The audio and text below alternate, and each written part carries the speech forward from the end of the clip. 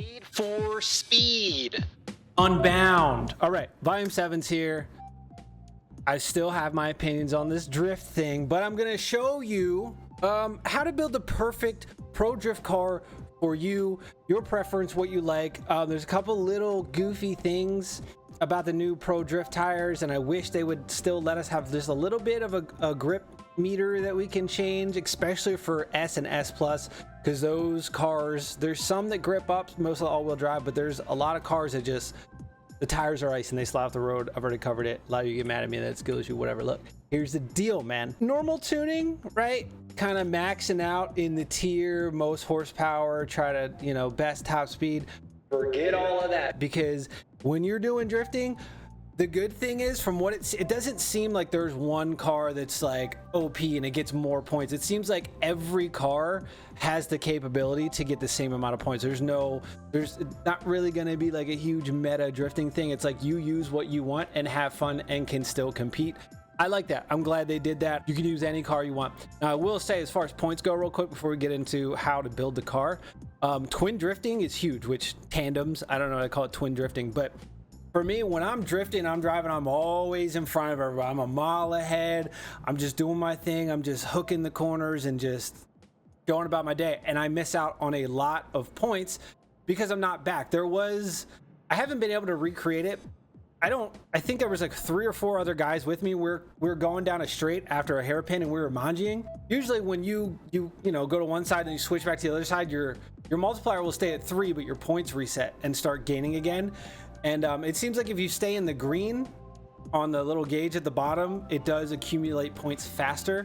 But usually when you switch from side to side, your points will reset, right? If you can hold a drift for longer, you get more points. Well, while I was mangying with the other people and getting the twin drift bonus, I got up to like, it was like 13,000. When I went side to side, it just kept going. Now, I don't know if because I was twin drifting with multiple people, if it just kept my multiplier going or whatever, the score.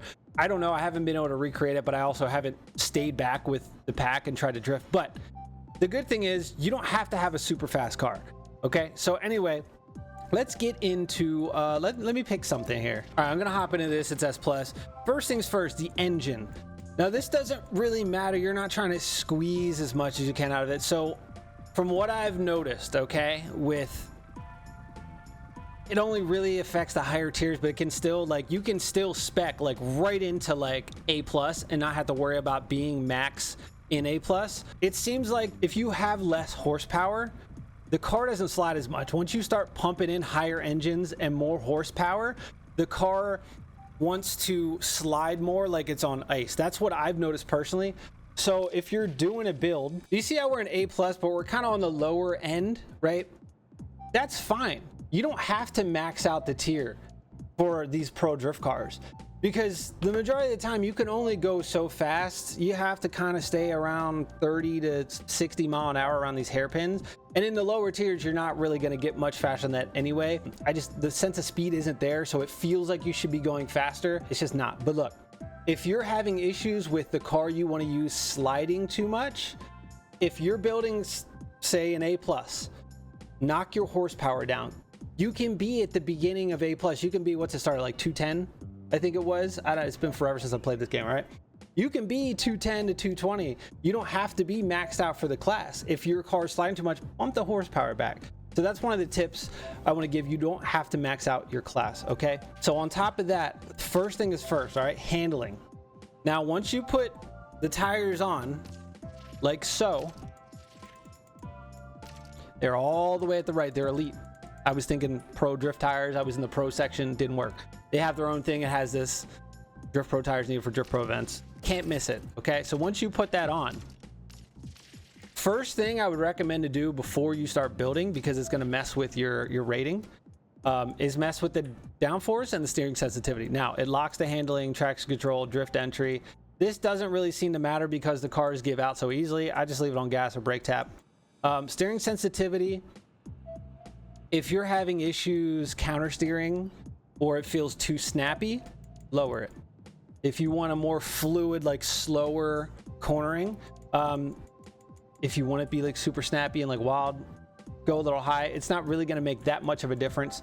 I usually keep mine right in the middle. I think there's only been like 2 cars that I've actually had to lower it like a click or two, and it really doesn't do anything. But I would recommend high downforce. Okay, high downforce. No, we've lost our grip. We can't change the grip. These tires are how they are. Every single car seems to handle differently. Every car. There's some cars that are really good and actually feel grippy and like it should, and there's other cars that just slide off the road. Okay, so I would always advise to go high downforce. You don't really need low. Like I said, you're not pushing for like more top speed. You don't need the 0 to 60. You want as much grip as possible because these tires are so slidey. You'll notice that as soon as you turn, like the back's just like you're on Taco Bell trays. All right, so that's what I recommend. Okay, as far as engines go, like I said, you don't need a high horsepower. If you're better at drifting, or you want to like start making crazy builds, throw a V8 in it. You know what I mean? Like LS the goddamn thing and make it a drift missile. If you're starting out or you're having issues like feeling it out, I would stay on the low horsepower side just to get a feel for it, because like I said, the lower horsepower feels like you don't slide as much and it's way easier to control. Like B and A tier is where you're going to practice if you're not really good with this handling. A plus I think is the most balanced class for these new tires. Like drifting feels amazing in A plus. Okay, but I just have the stock engine in here. All right, 2-liter inline 4, little SR, we're good. Okay, so parts brings me back to parts. This is, like I said, if you are having issues with the car sliding too much, knock down the horsepower. So that means you can build this however you want in that tier. Okay, I would start probably higher end of the tier, especially in B and A. I don't think you're ever really going to need to knock down horsepower in B and A tier, but A plus, S, S plus, especially. All right, if you want to build like a solid S drift car or S plus, keep it on the low end, because that's where this game really feels like it's on ice. Some cars don't have to worry about it, like the Huracan Performante all-wheel drive. Max that thing out. It's good. Okay, another thing, nitrous. Always go for sport nitrous. Keeps your rating lower. You're not going to need it. All right, it doesn't give you more points. If you need it, like I see a lot of people like, oh, if you're gonna fly off the road, like use it. Like, you know how you hit nitrous and it just straightens you out and flies you in whatever direction you're going. I never use nitrous. I never hit that. Don't worry about it. Okay, so you have that, and the tires, that's a must. The other thing that I would highly recommend is I would stay 5-speed. If you want to try 4-speed and have longer gears, that's fine. I would stick around the 5-speed, me personally. Some cars 6, 7 is minimum, but the lowest gearing you can have, the better for drifting. You want long gears. That's what you want. You don't want to be like whab whab whab. You don't want to have 9 Fast and Furious gears where you're shifting 40 times. All right, you don't want that. Okay, so keep that in mind. Differential also doesn't matter, but also most of the time it doesn't change your rating, so it doesn't matter what you have. But keep in mind, once you lock these tires in, you cannot change your grip drift ratio. Differential's gone. Okay, so differential, don't worry about it. 4 or 5-speed, preferably. 6-speed's okay, and the tires, and then the nitrous. Everything else, build it how you want. Okay, now suspension, I haven't really noticed a difference. I haven't tried off-road suspension, but that raises the car up, and these are drift missiles. We don't want ride height. Okay, I always go with the road suspension, and I haven't had any issues. That seems to give more grip, so that's what I've been rolling with. If you want to mess around with it, fine. Now, brakes.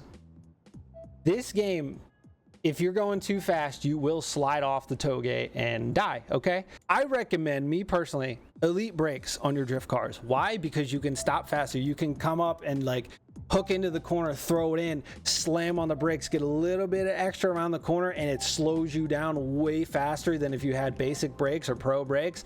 And then you can easily, like, you can kind of keep the drift going, slam it, and then like, it's just better to have more brake power, trust me, because of how some of these cars feel like they're on ice. You want maximum brake power, so I always recommend going elite. Plus, it doesn't really bump your score up that much. Okay, you're not min-maxing cars anymore. It doesn't matter. And besides that, you're kind of on your own. Auxiliary, wouldn't worry about it. Okay, now I like running big single turbos on my drift cars. That's how I am. I mean, IRL, come on. You know, you can't go wrong with a big single turbo. This just comes down to personal preference. It's not really gonna matter. You're not gonna notice a difference with like a supercharger that has like low end torque or a turbo that keeps it on the high end, because once you start feathering the throttle and you got some throttle control going and you're at the high end of the gear, wow, you're gonna have that boost anyway. It's really not gonna matter.